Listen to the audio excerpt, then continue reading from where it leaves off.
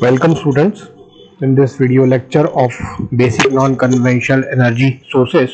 और अभी तक हमने एनर्जी के डिफरेंट टाइप्स, एनर्जी के डिफरेंट क्रिएटिंग सोर्सेस और उसके बाद कई कैटेगराइजेशन पूर्व के वीडियो लेक्चर्स में देखा।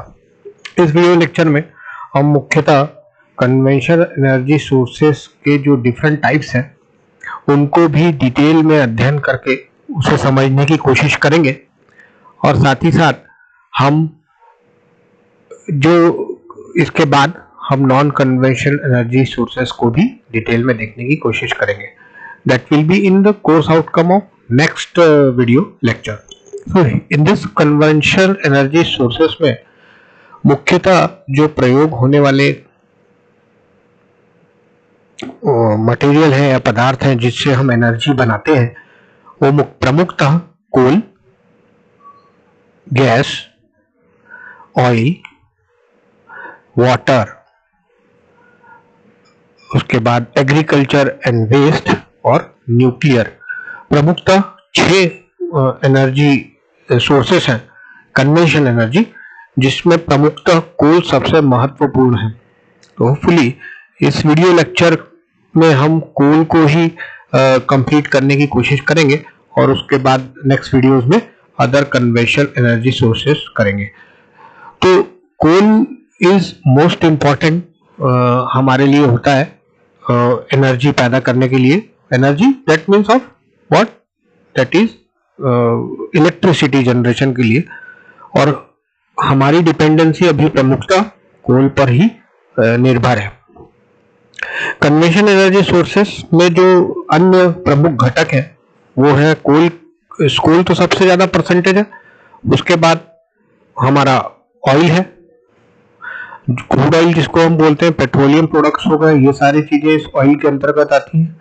गैस है, नेचुरल गैस या और सीएनजी कंप्रेस्ड नेचुरल गैस, ये भी इसी कैटेगरी में आती हैं, गैस के जो रिसोर्सेस है वो।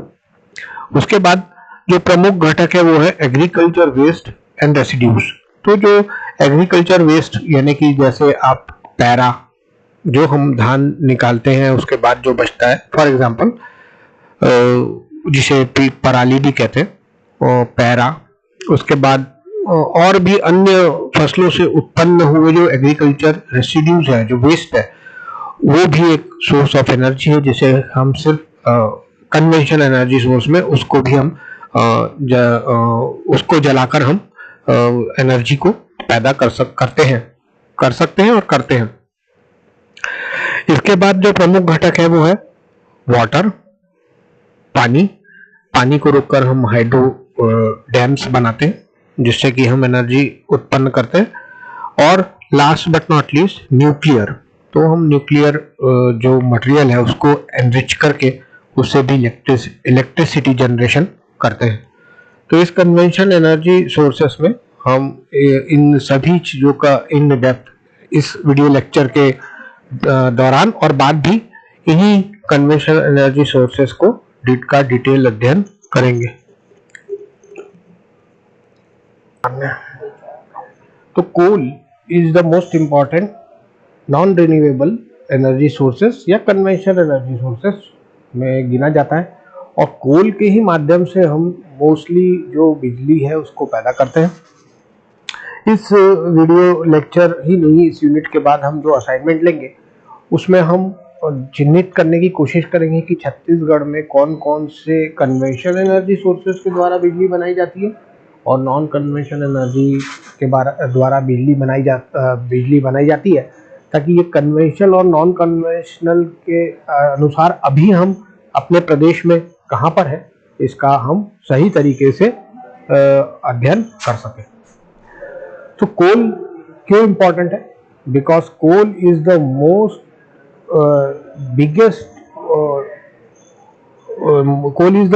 बिगेस्ट पार्ट, और ये अवयव है, एलिमेंट है एनर्जी डेवलप करने के लिए सबसे बड़ा हमारे देश, यदि हम छत्तीसगढ़ की बात करें तो भी, और यदि हम हमारे पूरे भारत देश की बात करें तो भी, so coal is the most important.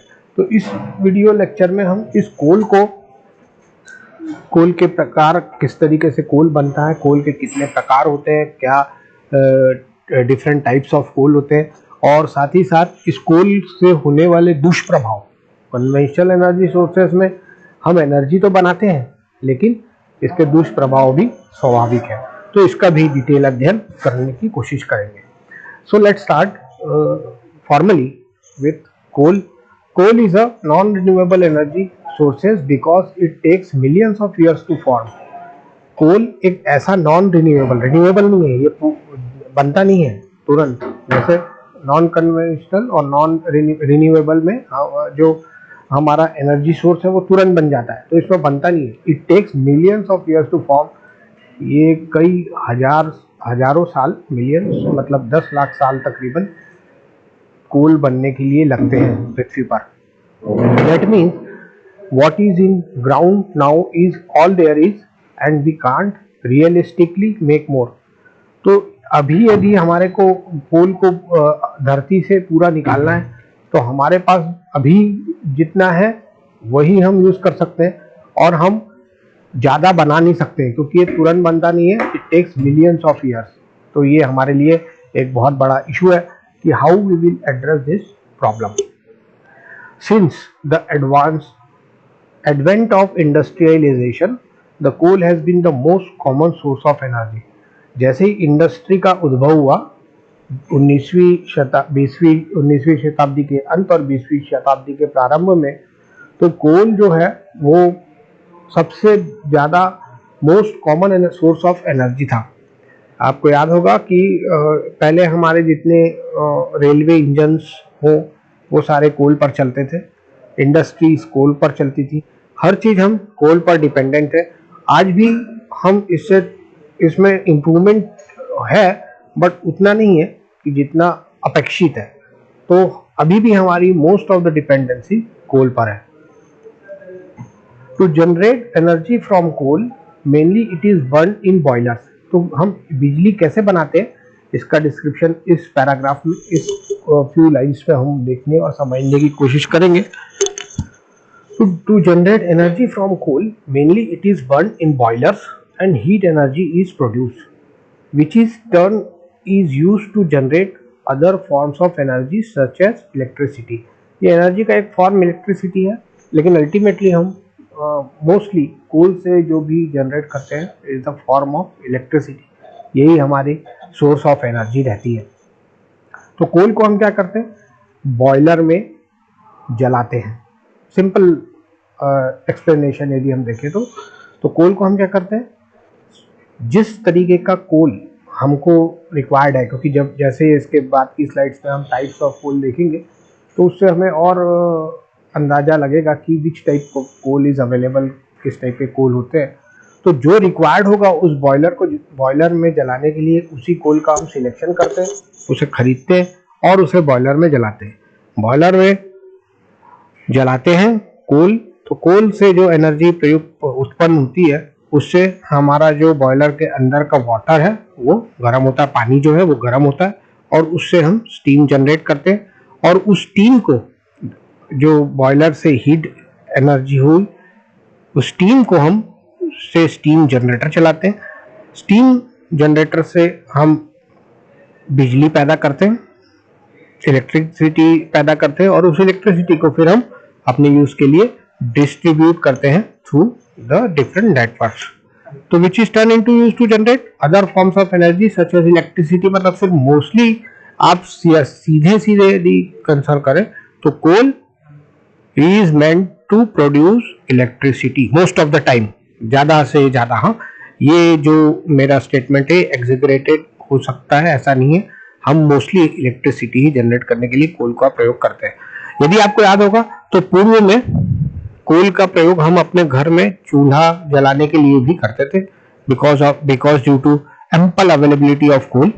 लेकिन अब कोल रिस्ट्रिक्टेड है सिर्फ पावर प्लांट्स के लिए या बॉयलर्स जहां पर होते हैं वो उनको उसको जलाने के लिए। तो ये सबसे इंपॉर्टेंट हो जाता है कि हाउ कोल इज फॉर्म, किस तरीके से। हमने ये तो लास्ट स्लाइड में देखा कि it takes millions of years to form, 10 lakh साल मिलियंस, कई लाख साल लगते हैं कोल को फॉर्म होने में हमारे धरती में। तो एग्जैक्टली ये बनता कैसे, इस कमिंग स्लाइड में इसे देखने और समझने की कोशिश करेंगे। The energy in coal comes from energy that was stored in giant plants that lived hundreds of millions of years ago in swamp forest even before the dinosaurs।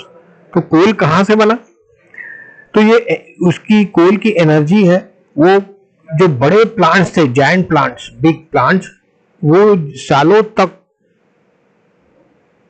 Forest में, जंगलों में, जमीन के अंदर दब कर रहे, even before the dinosaur, dinosaur के भी पूर्व में, कई लाख वर्ष पूर्व। When these giant plants are fern died, और वो जब जायंट प्लांट उन फॉरेस्ट में मर गए, they form layers at the bottom of the swamp. तो एक के बाद एक जिस तरीके से झाड़ गिरते गए, मरते गए और धरती में समाहित होते गए, फिर water and dirt began to pile up on the top of the dead plant remain.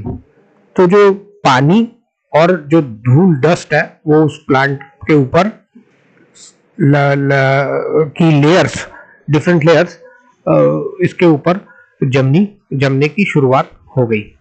तो over thousand of year pressure and heat would build up on top of the plant remain.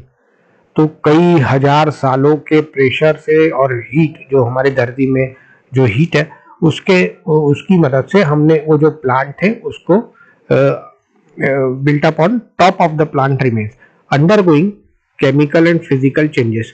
उसमें chemical और physical changes हुए and pushing out of the oxygen, यानी कि उसमें oxygen available नहीं था, because oxygen बाहर निकलती रही, turning these remains into what we call coal. तो जो अब बचा वो हम कोल के रूप में परिभाषित करते हैं। तो ये जो है, इस ये कोल की आपको डेफिनेशन काफी आसानी से समझ में आ सकती है। एक डायग्राम देखेंगे, इस डायग्राम के द्वारा आप समझ सकते हैं कि ये देखिए, ये पेड़ थे कई मिलियंस ऑफ टाइम, और उसके बाद ये पेड़ गिरे।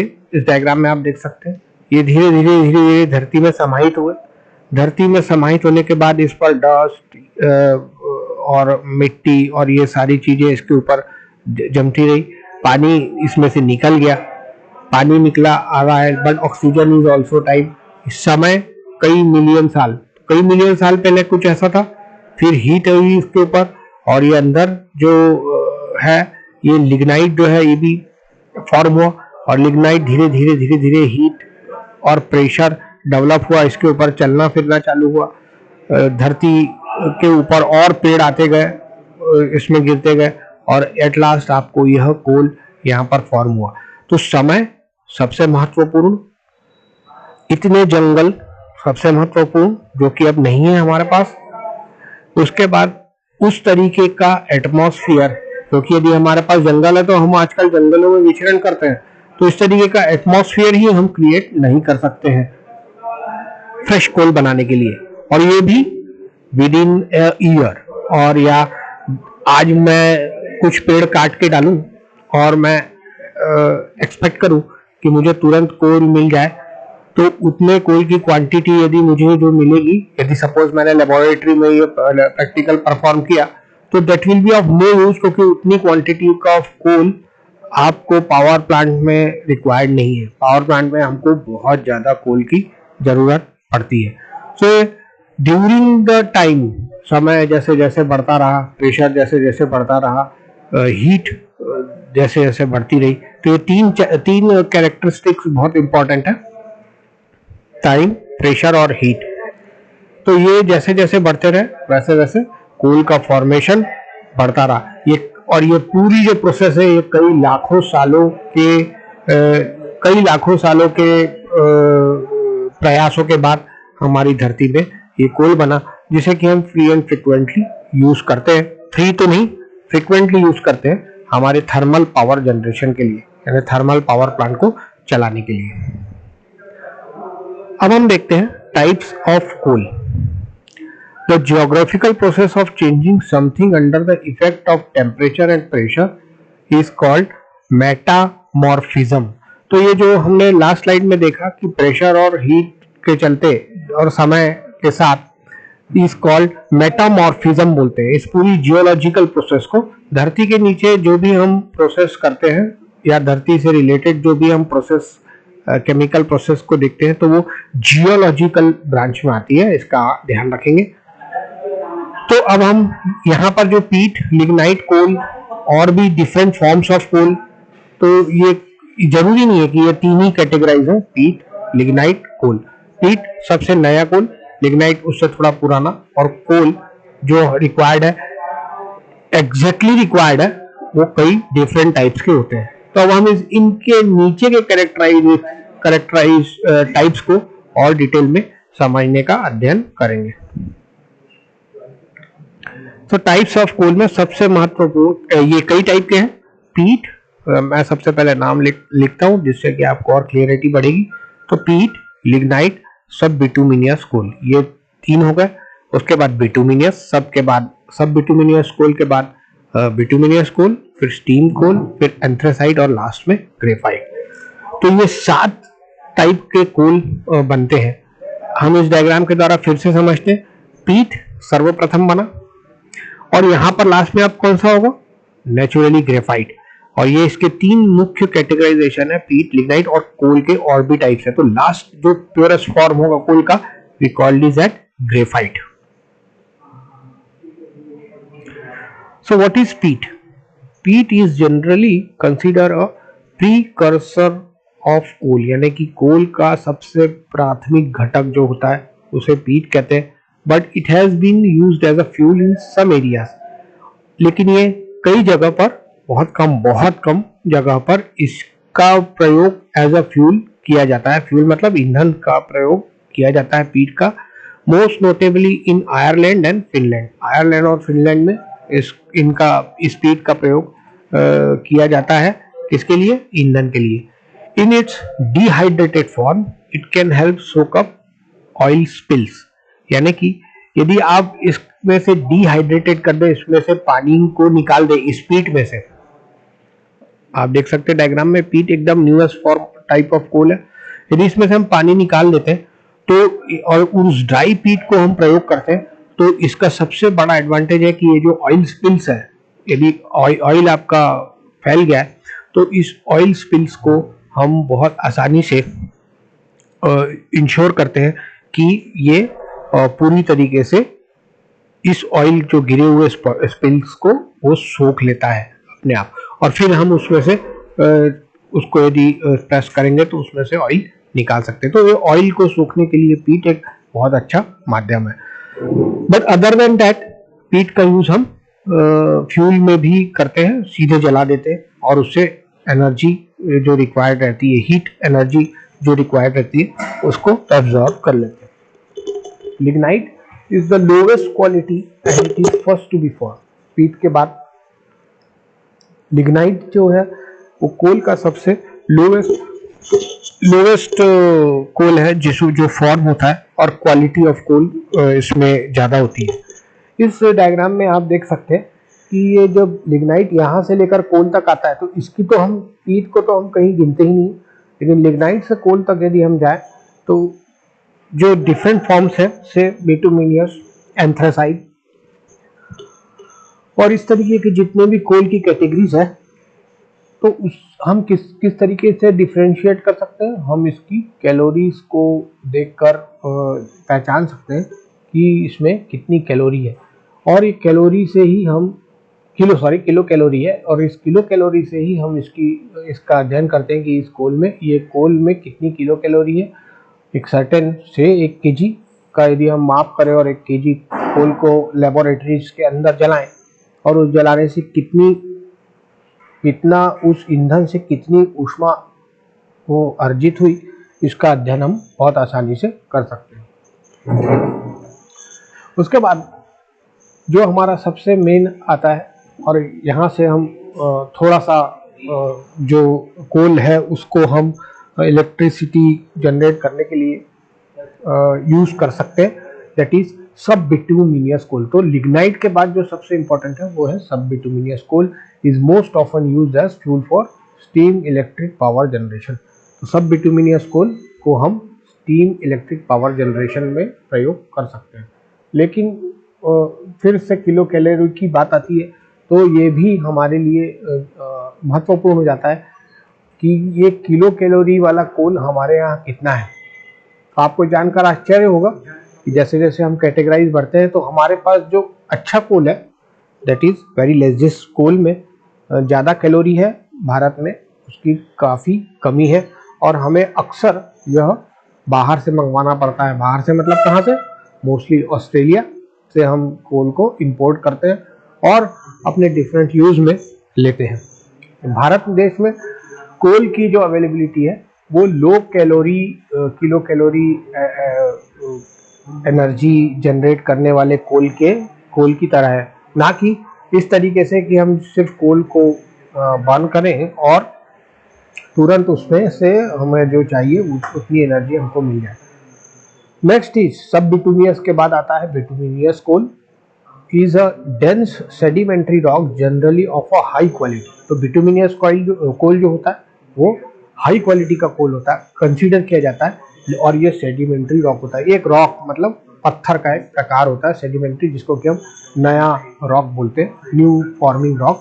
तो इसका होता है और इसमें हाई क्वालिटी का ग्रेड होता है। स्टीम कोल, अब जो स्टीम कोल है इसको ध्यान से देखेंगे, ये एक नई कैटेगरी है। यदि आप कोल के कैटेगरीज तो देखें तो सबसे पहले लिग्नाइट, लिग्नाइट के बाद बिटुमिनियस। यदि हमको याद रखना है तो बिटुमिनियस के बाद एंथ्रेसाइट, एंथ्रेसाइट के बाद सीधे ग्रेफाइट। लेकिन इस बिटुमिनियस और एंथ्रेसाइट के बीच में एक और टाइप का कोल होता है जो ग्रेडेड है, यानी कि जो रिक्वायर्ड रहता है, इसको बोलते हैं steam coal. Steam coal is a transition type between bituminous and anthracite. तो एंथ्रासाइट एक डिफरेंट टाइप है, बिटुमिनियस एक डिफरेंट टाइप है। इन दोनों के बीच, यानी कि जब बिटुमिनियस से जस्ट एंथ्रासाइट की ओर चेंज होगा, ट्रांजिशन होगा, तो उस समय जो कोल होगा we called is at steam coal. Next है हमारा एंथ्रेसाइट। एंथ्रेसाइट जो है ये is the highest rank of coal. ये सबसे अच्छा कोल गिना जाता है और इसकी हमारे देश में काफ़ी कमी है। It is hard glossy rock and highly valued for its properties. ये एंथ्रेसाइट का कोल हम सबसे हाईएस्ट रैंकिंग ऑफ कोल में माना जाता है। Last but not least graphite at last. और graphite is not generally consider a type of coal because it can not be use for heating. तो ग्रेफाइट से हम हीटिंग उष्मा नहीं दे सकते हैं किसी को भी, और इसलिए ये सबसे लोवेस्ट काइंड ऑफ ग्रेफाइट को कोल में गिनते हैं। लेकिन जैसे मैंने आपको बताया, यदि हम डायग्राम में फिर से देखें तो ये लिग्नाइट से स्टार्ट करते हैं लोवेस्ट टाइप ऑफ कोल, और ये जब जैसे जैसे ये लेयर वाइज जैसे जैसे आगे जाता है तो ये लास्ट में ग्रेफाइट आता है। It is most often used in pencil और एज अ लुब्रिकेंट। लुब्रिकेंट बनाने के लिए खासकर पेंसिल तो बनती है, आप जानते हैं, आप बचपन से हम पेंसिल्स का प्रयोग करते हैं, तो उसमें उसकी सहायता से हम इसको लुब्रिकेंट एज ए लुब्रिकेंट का प्रयोग कर सकते हैं। तो ये आज का वीडियो लेक्चर में हम यहीं पर समाप्त करेंगे, और इसको समाप्त करते हुए कि how the coal is form and what are the different categories. तो आप हमेशा ध्यान रखिए पीट, ये चार चीजें ध्यान रखिए, पीट, लिग्नाइट, बिटुमिनियस, एंथ्रासाइट और लास्ट ग्रेफाइट। सॉरी 5। तो मैं फिर से बताता हूं आपको, पीट, लिग्नाइट, बिटुमिनियस, एंथ्रासाइट और ग्रेफाइट। ये 5 कोल के टाइप्स आप जरूर ध्यान रखिए। इससे बीच में आप जब लिग्नाइट और बिटुमिनियस लिखेंगे तो उसके बीच में आपको एक कैटेगरी पड़ेगी सब बिटुमिनियस। जब आप बिटुमिनियस और एंथ्रासाइट लिखेंगे तो उसके बीच में आपको एक और कैटेगरी मिलेगी, दैट इज स्टीम कोल। तो इस तरीके से आप सही तरीके से कैटेगराइजेशन इसका कर सकते हैं। और एक जनरल नॉलेज के अनुसार भी हमको ध्यान में रखना चाहिए कि कितने तरह के कोल हमारी प्रकृति में मौजूद रहते हैं हमें हीट एनर्जी जनरेट करने के लिए। So thank you students for your kind attention. Thank you very much.